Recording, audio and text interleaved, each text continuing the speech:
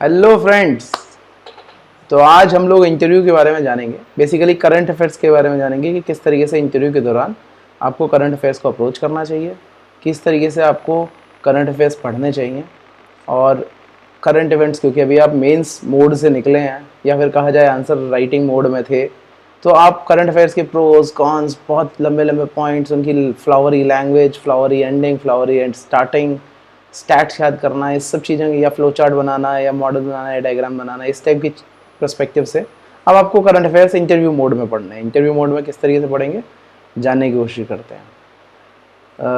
पहली चीज़ देखिए, आप जहाँ के रहने वाले हैं या फिर आप अखबार पढ़ते हैं, 2-3 अखबार पढ़ते हैं, तो वो बेसिकली इंटरव्यूअर आपसे ये जानने की कोशिश कर रहा है कि आप अपने आँख नाक कान खुले रखते हैं या नहीं रखते हैं, आप मल्टी डायमेंशनल सोच पाते हैं या नहीं सोच पाते हैं, आप लेटरल थिंकिंग कर पाते हैं नहीं कर पाते हैं, आप इनोवेटिव हैं या नहीं हैं, आप या फिर मुद्दों के बारे में सिर्फ डिस्कशन करते हैं या उनके सॉल्यूशंस भी ढूंढते हैं।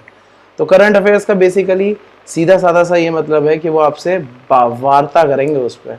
हाँ, चाय की गुमटी में जिस तरीके से बात करते हैं उस तरीके से नहीं है, उसमें कुछ फैक्ट होने चाहिए, उसमें कोई फिगर होनी चाहिए, उसमें कुछ लॉजिक होना चाहिए, कोई आर्ग्यूमेंट होना चाहिए, तब जाकर के वो एक वैलिड आर्ग्यूमेंट बनता है। आपसे बात करने में इंटरव्यूअर को मज़ा आता है, अदरवाइज वो फिर आपसे क्वेश्चन चेंज करता रहेगा, बहुत जल्दी जल्दी क्वेश्चन चेंज करता रहेगा। आपको डेप्थ में उसकी नॉलेज होनी चाहिए। तो what should you be aware about? First thing, you should be aware about all the issues, all the things going on in your surrounding. और आपका एक थॉटफुल ओपिनियन होना चाहिए किसी भी चीज़ के बारे में। ऐसा ना हो कि हाँ, आपसे पूछा जाए कि ये इस चीज़ पे आपका क्या क्या राय है, आप उसके पॉजिटिव्स बताने लगे और उसके बाद उसके नेगेटिव्स बता दें, तो मतलब उससे कुछ मुद्दे पे पहुंचे नहीं। अगर हम इन कंक्लूसिव बोलें तो जैसे आप मेंस में होते हैं ना कि आप प्रोज एंड कॉन्स बना के कंक्लूजन बाद में बताते हैं, यहाँ पे you have to start from the conclusion itself in case the opinion question is asked from you. Let us say वो पूछते हैं कश्मीरी मिलिटेंसी का क्या सोल्यूशन है, या फिर किसी भी LWE मिलिटेंसी का क्या सोल्यूशन है, तो वो उन्हें भी पता है कि आप एक 24-25 साल के लड़के या लड़की हैं और आपसे उम्मीद बहुत ज़्यादा नहीं कर रहे हैं वो कि आप एक ऐसा सॉल्यूशन दे देंगे जो किसी ने ना सोचा हो, लेकिन वो ये जानने की बस कोशिश कर रहे हैं कि क्या आपने उस पर इतना थॉट दिया है, क्या आप इस मुद्दे को जब इतने समय से पढ़ते आ रहे हैं तो क्या आप कुछ अवेयर हैं, क्या आप एक लॉजिकल, एक थॉटफुल, एक एक मल्टी फैसेट पर्सनैलिटी हैं या नहीं है। बहुत सिंपल। इसके बाद में आ जाते हैं, अब आपको क्या होना चाहिए? न्यूज़पेपर आप पढ़ ही रहे हैं, 2-3 न्यूज़पेपर्स आप पढ़ते हैं। अब न्यूज़पेपर्स को कैसे अप्रोच करना है? न्यूज़पेपर्स में यूजुअली क्या होता है कि बहुत ही ना मिनिस्क्यूल लेवल की खबरें आएंगी, जैसे अभी हाल ही में यूक्रेन रशिया वॉर जो चल रही है, तो उसका आएगा कि ऑयल पे इम्पैक्ट क्या है, या फिर आ जाएगा कि इंडियन स्टॉक्स पे क्या असर पड़ा। तो वो एक बहुत माइन्यूट पोर्शन है जो उस पर्टिकुलर न्यूज़ आर्टिकल में दिया होगा, लेकिन what you will have to figure out is what is the overall picture. अभी कोई भी मुद्दे की बात करें तो अभी जैसे एनर्जी, रिन्यूएबल एनर्जी काफ़ी तेज़ी से बढ़ रही है इंडिया में, जनरेशन और उसका कंजम्पशन भी बढ़ रहा है, और ईवी भी बहुत तेज़ी से आ रहा है। तो उसका एक एक जनरल एक न्यूज़ आ जाएगी, न्यूज़ आइटम आ जाएगा न्यूज़पेपर में, लेकिन the issue remains the same.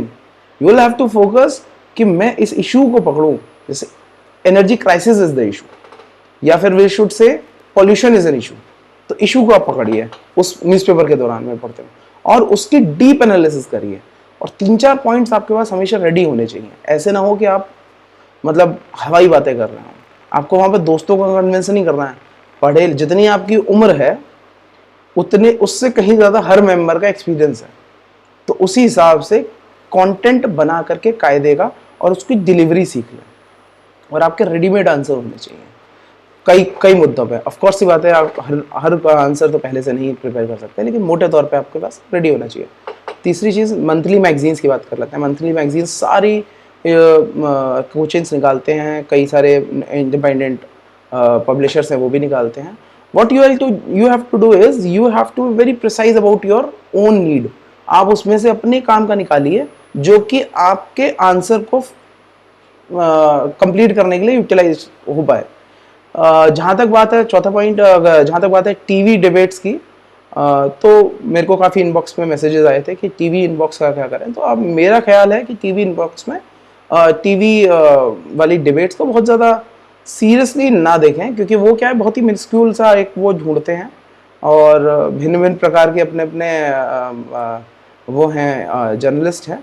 तो still stick on to the Rajya Sabha TV and Lok Sabha TV discussions, और इशू बेस्ड डिस्कशन अपने फ्रेंड्स के साथ ओनली इशू बेस्ड करें, एक पर्टिकुलर टॉपिक उठाएं और उस पर कंक्रीट डिस्कशन करें, और जो भी उस डिस्कशन से निकलती है कोशिश करें कि एक लाइन में समाप्त कर पाएं आप.